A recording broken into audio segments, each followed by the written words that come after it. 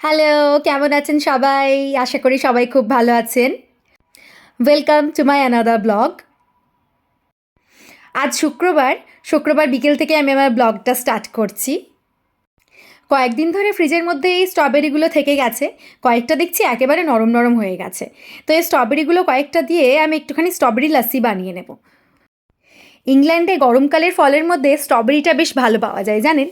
বেশ মিষ্টিই লাগে খেতে, একটা দুটো যদিও বা অল্প টক হয়, কিন্তু সেটা অল্পই টক হয়, খেতে বেশ ভালো লাগে। খুব একটা যে টক খাওয়া যাচ্ছে না সেরকম ব্যাপারটা একদমই হয় না। আর এই স্ট্রবেরিটা এমনি খেতেও ভালো লাগে। আমি কখনো কখনো একটু স্মুদি বানিয়ে নিই দুধ দিয়ে, বা হয়তো কখনো লাস্সি বানিয়ে নিই। আজকে যেমন লাস্সি বানাচ্ছি, কয়েকটাই দেবো স্ট্রবেরি একটু ছোট্ট ছোট্ট করে কেটে। অনেক দিয়ে দিলে খুব ঠিক হয়ে যাবে, ঠিক হয়ে গেলে খেতে খুব একটা ভালো লাগে না। লস্যির একটা আলাদা কনসিস্টেন্সি হয়, ওটা থাকলেই খেতে ভালো লাগে। তো এই জন্য যেগুলো খুব পেকে গেছে সেগুলোর কয়েকটা আমি দিয়ে দিচ্ছি টুকরো টুকরো করে মিক্সির জারের মধ্যে। আপনারা হয়তো ভাববেন গত শুক্রবারের ভিডিওটা আমি আজ কেন পোস্ট করছি।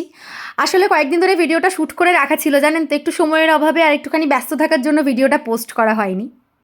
আমি চেষ্টা করি সপ্তাহে 3টে ব্লগ দেওয়ার, বাট কখনো কখনো এতটাই ব্যস্ত হয়ে যায় বা হয়তো শরীরটাও ঠিক থাকে না, সেসব কিছু মিলেই মাঝে মধ্যে দেওয়া হয় না। ভিডিও এডিট করা থাকলেও হয়তো কখনো ভয়েস দেওয়া হয় না, এই জন্য দেওয়া হয় না ভিডিও।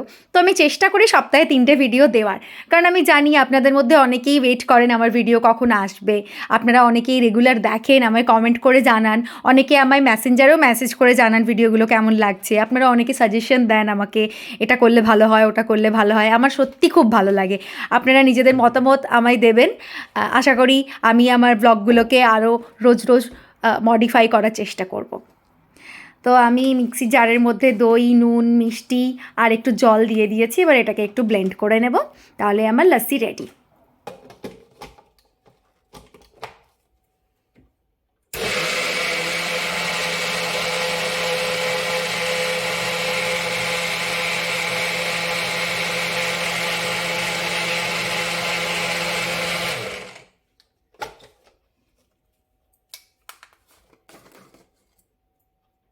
মনে হচ্ছে স্ট্রবেরিগুলো ঠিকঠাক পেস্ট হয়ে গেছে। একেবারেই পাকা পাকা হয়ে গেছিলো, সফট হয়ে গিয়েছিল পুরো স্ট্রবেরিগুলো, ওই জন্য খুব বেশিক্ষণ আর দিলাম না মিক্সিতে। এবার আমি গ্লাসে সার্ভ করে নিচ্ছি। একটুখানি গোটা গোটা স্ট্রবেরি থেকে গিয়েছিল, যাই হোক এগুলোকে তুলে আমি আরেকবার ব্লেন্ড করে নিয়েছি, ওটা আর আপনাদেরকে দেখানো হয়নি। তো এবার লস্যিটা পুরোপুরি আমার রেডি হয়ে গেছে। আমি এক টুকরো স্ট্রবেরি এভাবে দিয়ে সাজিয়ে সার্ভ করলাম। একটুখানি সাজিয়ে সার্ভ করলে দেখতে বেশ সুন্দর লাগে, আর যে কোনো জিনিস দেখতে ভালো লাগলে সেটা খাওয়ার ইচ্ছেটা এমনিতেই বেড়ে যায়। এইদিকে আমি ফ্রিজ থেকে চিকেনটা বের করে নিলাম। আজকে হলটা একটুখানি সাজানোর ইচ্ছে আছে, একটুখানি টুনি লাইট আর ক্যান্ডেল দিয়ে, দেখা যাক কতটা করে উঠতে পারি। ক্যান্ডেল তো যদিও খুব একটা দেওয়া যায় না, যেহেতু কাঠের ফ্লোরগুলো, তাও দেখা যাক কতটা দিতে পারি, সাজাতে পারি।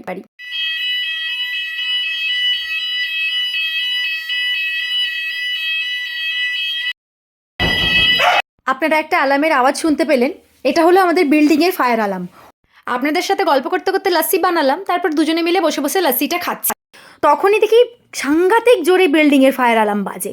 প্রথমে আমি অতটা গুরুত্ব দিইনি, ভাবলাম হয়তো কারোর বাড়িতে হয়তো রান্নাবান্না করার জন্য ফায়ার অ্যালার্ম বেজে গেছে, যেটা জেনারেলি হয়ে থাকে। স্পেশালি ইন্ডিয়ানদের রান্নাবান্না করার সময় একটুখানি ধোঁয়া ওঠে, তখন অনেকের ফায়ার অ্যালার্ম বেজে যায়।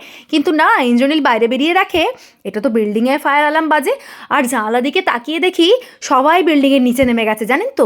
এবার আমি তো প্রচণ্ড ভয় পেয়ে গেছি, ইন্দ্রনীলও ভয় পেয়ে গেছে সাথে সাথে।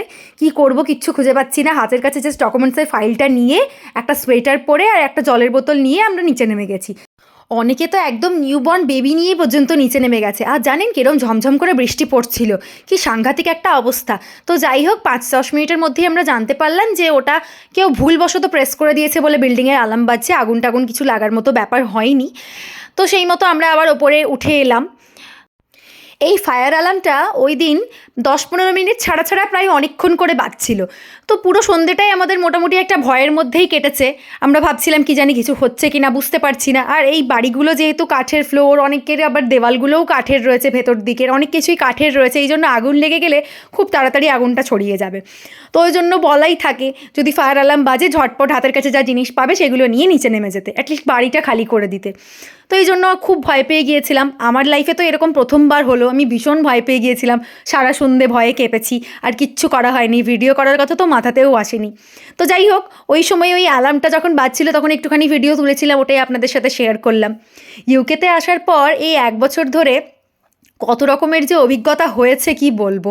রোজ রোজ দেখি নতুন নতুন অভিজ্ঞতা হয় আর নতুন নতুন জিনিস শিখি। যাই হোক, ঠাকুরের ইচ্ছেই আর আপনাদের ভালোবাসায় কিছু হয়নি আমাদের বিল্ডিংয়ে। জাস্ট এমনি কেউ ভুলবশত হয়তো প্রেস করে দিয়েছিল বলে ফায়ার অ্যালার্মটা বেজে গিয়েছিল। এইদিকে আপনাদের সাথে কথা বলতে বলতে দেখুন তন্দুরি চিকেন আমার হাফ হয়ে গেছে। আর এর মধ্যে আমি কিছু ভেজিটেবলসও দিয়েছি, একটুখানি কালারফুল বেল পেপারস দিয়েছি, পেঁয়াজ দিয়েছি আর আলু দিয়েছি। আর এখানে একটুখানি স্যালাড বানিয়ে নিয়েছি। আর আমি ওই ভয়ের মধ্যেই কাঁপতে কাঁপতে যতটুকু পেরেছি একটুখানি লাইট দিয়ে সাজিয়েছি। আজকে দুজনের একটুখানি সুন্দর করে ডিনার করার ইচ্ছে ছিল। যদিও মনটা আগের মতো আর ভালো নেই, কারণ একটুখানি ভয় পেয়েছিলাম বলে অতটা আর ভালো লাগছে না। কিন্তু তাতেও সব কিছু প্রিপারেশন তো নিয়ে রেখেছিলাম, একটুখানি না করলে আমার নিজেরই ভালো লাগবে না।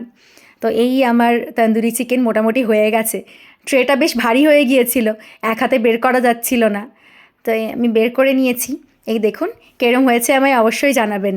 আর আমার রেসিপি তো আমি আগের ভিডিওতে দিয়েছি, কেউ যদি ট্রাই করেন আমায় কিন্তু অবশ্যই জানাবেন কীরম হয়েছে। আর রেসিপির ব্যাপারে যদি কোনো সাজেশন থাকে, কোনো কিছু জিজ্ঞাসা করার থাকে আমাকে অবশ্যই জানাবেন কমেন্ট বক্সে। তো এই আমার ডিনার রেডি হয়ে গেছে। ইন্দ্রনীল এখানে বসে পড়েছে আর কোনো কিছু সিনেমা হয়তো চালাবে, সিনেমা দেখতে দেখতে আমরা ডিনার করব। আর এখানে বড় একটা কোল্ড ড্রিঙ্কসের বোতল রাখা রয়েছে, কোকোকোলার বোতল। কোল্ড ড্রিঙ্কস তো আমরা ভীষণ খাই, আপনারা যারা আমার ভিডিও দেখেন তারা হয়তো শুনেছেন বা দেখেছেন, আমরা দুজন কোল্ড ড্রিঙ্কস খেতে ভীষণই ভালোবাসি। আর একটুখানি হেভি ফুড খেলে তো কোল্ড ড্রিঙ্কস একেবারে মাস্ট চাই। তো আমি ভিডিওটা এখানেই শেষ করব। ব্লগটা কেমন লাগলো অবশ্যই জানাবেন। আপনারা সবাই খুব ভালো থাকবেন, সুস্থ থাকবেন।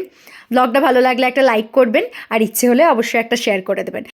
Thank you so much for watching my video.